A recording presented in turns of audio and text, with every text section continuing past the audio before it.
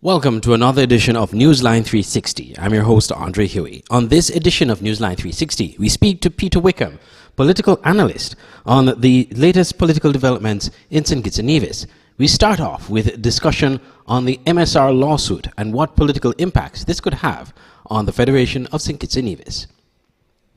Well, I guess we're going to start with the topical issue, and that is the Msr lawsuit. This lawsuit came out just a few weeks ago where the proprietor, the producer at Msr Media, Philippe Martinez, who incidentally is an investor in St. Kitts and Nevis, has done movies in Nevis and has invested in the Citizenship by Investment program. You've been following the issue as it has been happening. Your thoughts on this whole lawsuit and the repercussions it could have for St. Kitts and Nevis? Yeah, I have the following, but I'm a little bit confused. And to be honest, I think that the large number of people in St. Kitts and Nevis are also a bit confused about the whole situation. And to start with, the extent to which Msr Media has locus standi, in the sense that they have the right or the privilege to be able to sue on behalf of persons who are presumably Kittitians and Nevisians that are concerned about the levels of corruption in the system. That was, to me, a bit of a stretch in terms of understanding what exactly was their interest in this matter, other than the fact that they have also made a substantial investment. But that, to my mind, didn't make it possible, or didn't make it such that they would be in a position to sue on behalf of St. Kitts and Nevis. On the face of it, my assumption is that the government of the day has the right to determine the cost and the value of the Citizenship by Investment program. During COVID, there was an initiative that reduced the cost of citizenship by investment to stimulate the investment levels. There is also a practice, which I understand in CBA circles, not only in St. Lucia, in St. Kitts, also in Dominica, whereby investors are encouraged to buy blocks of investment certificates or entitlements in the CBA. That will finance particular projects. And that's something which has been very popular in Dominica, where you get investors who are essentially given blocks to develop some things. And in the case of Dominica, they got a couple of hotels out of that type of exercise. I think the airport interest is also being financed in a similar way. And my understanding is that this is exactly what was being proposed in relation to the new prison. The court will ultimately have to determine the legality or lack thereof. But in terms of the politics of it, I think that the politics brings a substantial level of confusion to the local landscape, because it's not a straightforward situation in which the previous administration under Timothy Harris is being fingered. It is a situation where you're fingering persons external to St. Kitts and Nevis, and also Dr. Denzel Douglas, who is a member of the current administration and has the role of Minister of Foreign Affairs. That lends a level of political complexity. Certainly, if one were to assume that one of the agents behind Msr has issues with those two individuals and prefers the current administration, then one would say that it is easy to swing. At the same time, however, the extent to which that's not exactly how it has played out presents me with some level of complexity in relation to how it goes. I believe that Kittitians and Nevisians, like me, have some reservations about the level of transparency in the CBI program, not only now, but before. Because you will recall that under the previous administration, under the Denzel Douglas administration, CBI was taken to a completely different level, where persons were able to attract citizenship based on a monetary contribution to something called the Sugar Industry Diversity Fund, or something of that nature, SIDF. Yes. Which was a new dimension in the whole thing, because previous to that, you always had a situation where individuals would have to come to the country, be interviewed and stuff like that, and that was the case not happening. So that took it in a whole new direction. When we come now to the Timothy Harris initiative and Team Unity initiative, that would have said, let us liberalize it to the extent where persons can buy blocks and reinvest them. I don't know if that was happening before. My assumption is it would have received the support of the government, and the idea of turning it on a particular individual, it seems odd. And I'm anxious to see how the court looks upon it. It will be an expensive case to pursue. So one assumes that MSR has some level of funding behind it and understands that there's a benefit to be gained that goes beyond the making of movies in this regard. Yeah. Before we move on from this case, I read the lawsuit, and the substantive matter seemed to be that MSR is alleging damages as a result of the underselling of the CBI. Again, we will have to see the matter in court, but if that is indeed the case, how much of a damage could this do to the CBI program itself in St. Kitts Nevis and the reputation of the government?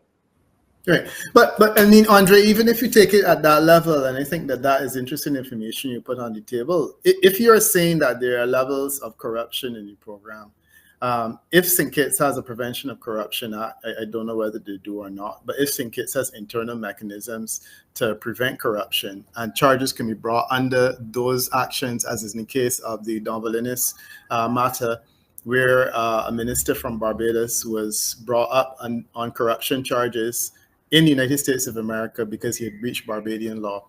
It's an entirely different matter.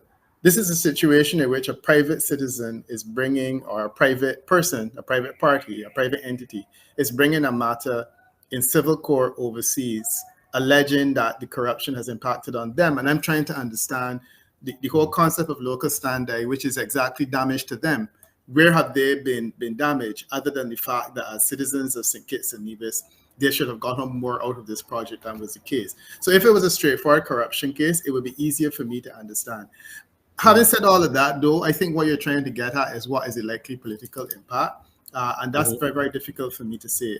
I believe that the question as to how all of these things will happen have less to do with the specifics of it, has more to do with the dynamics of the political relationship that Kittitians and Nevisians have between Team Unity, between PLP, between PAM, and between the St. Kitts and Nevis Labour Party. And again, I would suggest that in the past, there have been peculiar actions in relation to CBA. And I think that this is a continuation of that. And I am not convinced that those actions impacted on the viability of a previous Labour Party government.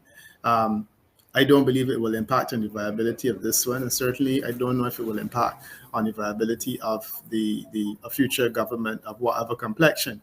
I think the issue, though, Andre, is really the viability of the CBI program. And I think that we've gotten to a stage now where the CBI program is more or less at the end of its life, natural life. My feeling is that it has gone from a situation where it was extremely beneficial to St. Kitts and Nevis. Remember, CBI pulled St. Kitts and Nevis out of the clutches of the International Monetary Fund in record time because it generated that much money. It has been part of the development of St. Lucia, Dominica significantly in relation to major projects. The reality, however, is that CBI has been shrouded with controversy relating to questions of due diligence, suggestions of corruption, decisions as to who should sell and at what price they should sell, because you would, of course, appreciate that there are various perspectives in different islands regarding the price setting for the CBI. And then in the meantime, you have a situation where entities like the United Kingdom and Europe are raising concerns about the extent to which these passports are giving people access to their countries, and they are concerned about that matter. The Canadians, of course, they've expressed their concern years ago. My sense is that this is going to increase and it's going to get worse. And then in the meantime, in Europe, you have countries like Malta that are able to offer citizenship by investment in a far more attractive way, because theirs gives a person access to the European Union, which essentially makes very little use of the ones that we're offering in the Caribbean that ultimately don't give access to many places. And I think that the question of its viability long term is something that I think is coming up. And I feel that, it's one of those things. It was like sugar, and it was like the other invitation by industrialization by invitation. These were developmental phases through which we passed, and they were contributing significantly. But I think it has come to a point where I don't know that there's a lot more we can get out of CBI. So I don't believe that MSR is shaking a tree that has a whole lot more fruit to bear. My sense is that, we have had the best days of the CBI and they have passed, and There's really not a lot more. So really what it is about embarrassing an administration or embarrassing particular politicians when it comes down to it.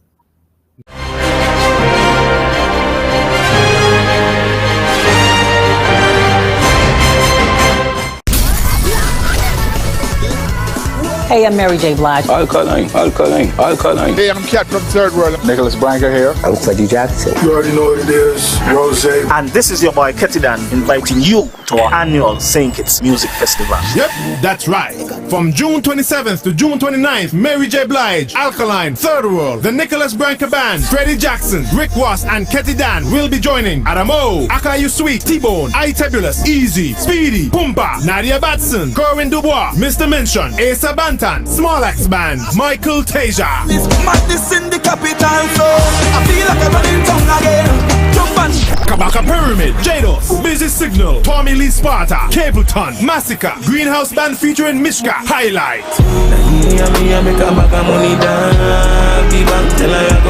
Ramon Watson, Tony Rebel, Brianna D, and 450.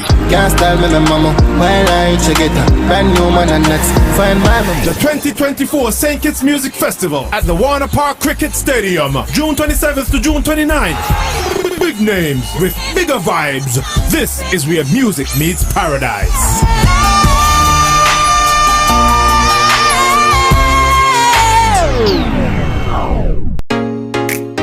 Introducing St. Kitts and Nevis's newest TV channel, Television Caribbean, TVC Channel 40 on the cable's Ultra TV. TVC promises to deliver the finest in television broadcasting in St. Kitts and Nevis and the Caribbean, with some of the best local programs in news, sports, and entertainment. Join us for Insights, where we delve into the lives of our guests. Let me see what happened if I put this to it. Big explosion, like, okay, note to self, don't do that again. Or get in-depth analysis on Newsline 360. We have sports, entertainment, and inspiration. It's all here on TVC Channel 40 on the cable's Ultra TV, on TelTV cable network in St. Martin, and on our website www.tvcplus.live. TVC Channel 40. See the difference.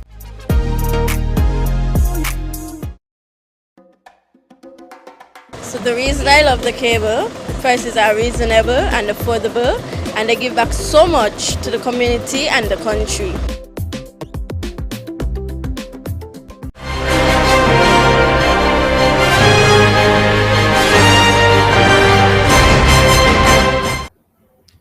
Welcome back to Newsline 360. We're talking to Peter Wickham, political analyst, and we have been looking at the Msr lawsuit, which, as you know, was filed a few weeks ago and has named quite a number of high-profile individuals in St. Kitts Nevis and St. Lucia as co-defendants, alleging corruption in the CBI program. Before we move on from this topic, Peter, I want to get your thoughts on, you just before the break, you spoke very candidly your views about the CBI program, believing that the best days have since passed. Do you think, in your view, and knowing what you know about what the program went through, the changes it went through under Dr. Douglas, and its history and how much money it actually generated for the country, do you think that maybe the country would have capitalized on the full benefits of CBI now that we are, in your views at least, seeing the best of it passed and gone? Well, I guess that really depends on the extent to which you believe that the Labour Party, which would have been primarily responsible, had something better to do in terms of development with their time and their energy. And I think that's the real question that's been asked. Look, Barbados has never done citizenship by investment. St. Vincent and the Grenadines have never done citizenship by investment. And both of those countries have developed different industries. In the Barbados, in the case of tourism, St. Vincent and the Grenadines, they relied heavily on agriculture, but they did a little bit of tourism. And we were able to get by. The significant difference with St. Kitts and Nevis, as I said, when you look at the initiative after Denzel Douglas, St. Kitts and Nevis is one of the few countries that went to the IMF and bought its way out early. That was a significant achievement, and it was largely on the back of money that was generated by this citizenship by investment program. Now, the question is, buying yourself out of debt, is that a good way to use the money? And I think that that's something that economists will have to answer. But I certainly don't think that the CBI has done badly by St. Kitts and Nevis. And I think that however we look at it, we would have to say, it was a significant contribution to development. St. Kitts' economy among the OECS is certainly doing quite well. Certainly one of the better performing economies in the OECS. And a lot of that has to do with the level of investment locally. If you drive around the St. Kitts and Nevis, you see the elements of that development being presented all over. St. Kitts and Nevis, Kittitians and divisions pay no tax, which is, again, unusual in the context of the OECS. So I think that all objective analyses would argue that some good has been done by the CBA. There are persons, like my good friend, Mr. Astafan, that believes that we could have done more. And also believes that if we had not made certain changes, we would probably still be benefiting from it. And I'm inclined to agree with some aspects or elements of what is being said in that regard. But I don't believe that one could argue that it was a waste. At the same time, I don't believe that one could argue that it has essentially presented streets lined with gold either, but it certainly has made a significant contribution to development. And to the best of my knowledge, at that time, there was nothing else on the table. And even now, there is nothing else significantly on the table beyond tourism. And that's the next point I was going to raise, because if you're saying that the CBI is probably not going to be as lucrative as it used to be, and then we should begin looking at other industries, alternative industries, what's next for St. Kitts and Nevis other than tourism? Which is an interesting point, and it was a point that I have presented and raised with people and developmental thinkers around the Caribbean for a long time, where the question is, what next? And we would have been agricultural economies, and certainly St. Kitts and Nevis didn't become named Sugar City by accident. It was because it was one of the most productive per capita producers of sugar anywhere in the world, and certainly that was good at that point in time, and then until sugar died. It got to a point where the sugar industry became an albatross around the neck of St. Kitts and Nevis, and quite wisely, government took a decision to bring the sugar industry to a close, as was done in Antigua as well, and to be honest, will be done in several other Caribbean countries. It was shut down in Trinidad and Tobago, and I hear even Guyana now is talking about shutting down the sugar industry. Barbados will eventually have to do it, but we are probably dragging our feet a bit in that regard. And the question is, what next? So you had industrialization by invitation, which was tried, and it didn't work out so well, certainly in the OECS. The idea of selling citizenship is something that came up, to the best of my knowledge, it came up in the late 90s. And it seemed to have been something that was producing, and we got a bit out of it. We've run into difficulty now with citizenship by investment.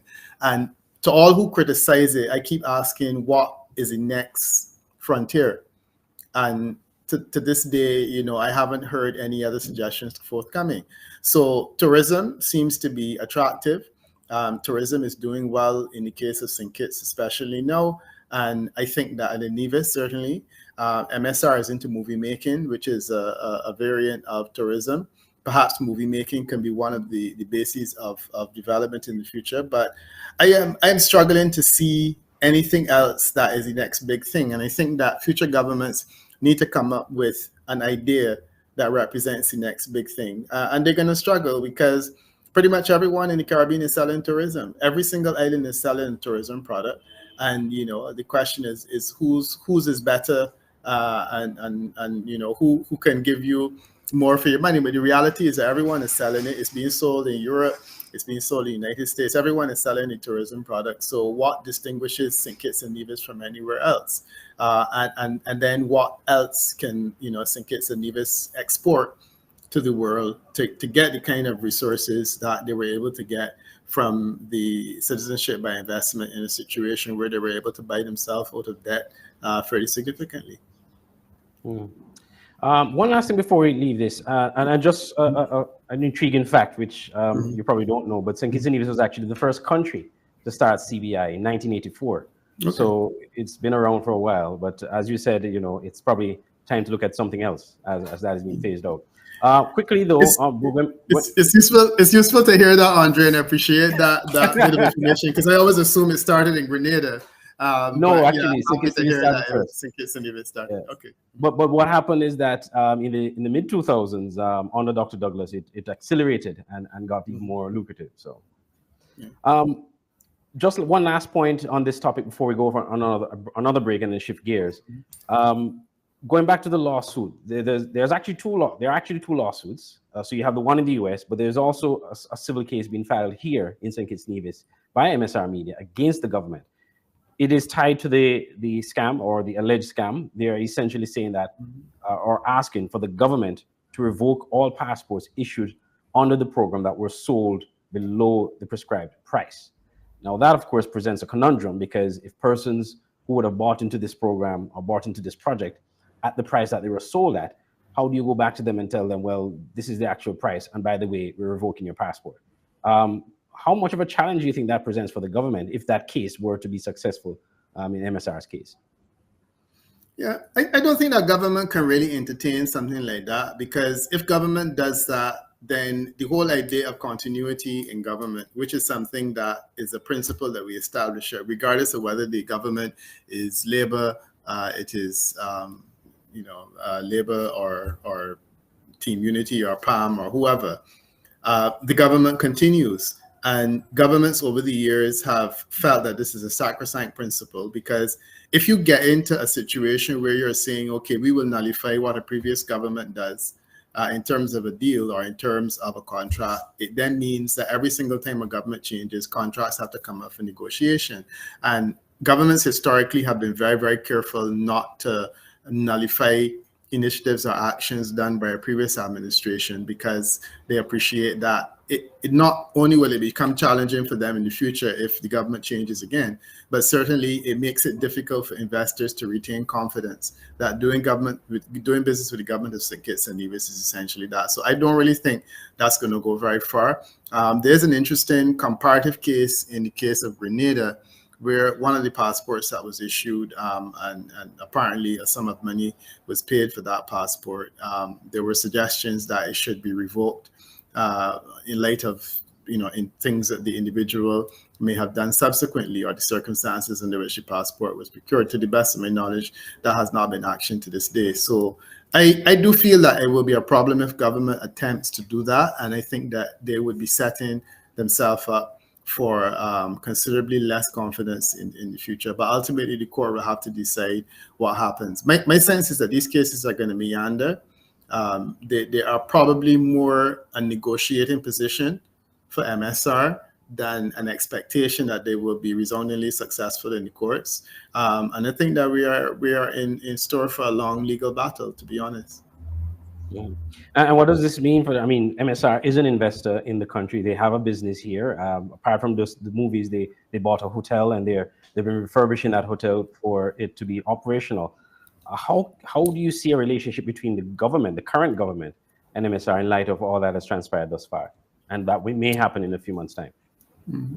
No, but I'm assuming that MSR thought about all of this before it went forward, and MSR is comfortable that the investments that it has is secured, and that the relationship that they have with the current administration is something that it can work with. My understanding is that they also have a relationship with the government of Nevis, and presumably they're also relatively comfortable that that has been secured. So I assume that all is well with them, and that they would have factored this into their long-term plan, that they can pursue this matter safe in the knowledge that nothing that they're doing currently will be impacted. So we have to see.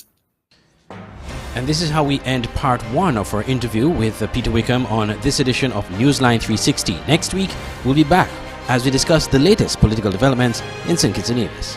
I was your host, Andre Huey. Thank you for watching.